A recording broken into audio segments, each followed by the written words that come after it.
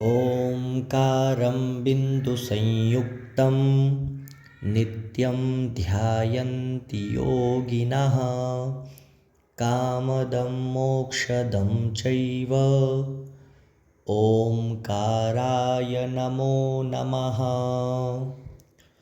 नमन्ति ऋषयो देवा नमन्त्यप्सरसां गणाः नरा नमन्ति देवेशं नकाराय नमो नमः। महादेवं महात्मानं महाध्यानं परायणं महापापहरं देवं मकाराय नमो नमः। शिवं शान्तं जगन्नाथं लोकानुग्रहकारकं शिवमेकपदं नित्यं शिकाराय नमो नमः।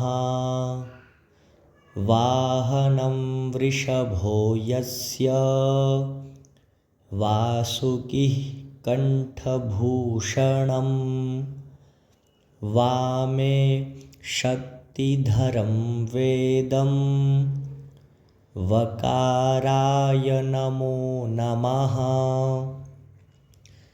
यत्र यत्र स्थितो देवः सर्वव्यापी महेश्वरः यो गुरुः सर्वदेवानां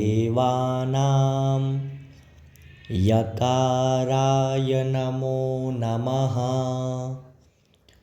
षडक्षरमिदं स्तोत्रं यः पठेत् शिवसन्निधौ शिवलोकमवाप्नोति शिवेन सह मोदते।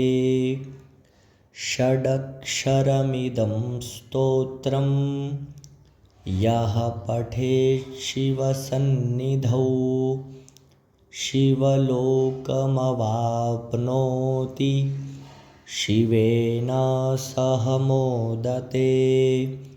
श्रीरुद्रयामले उमामहेश्वरसंवादे षडक्षरस्तोत्रं सम्पूर्णं।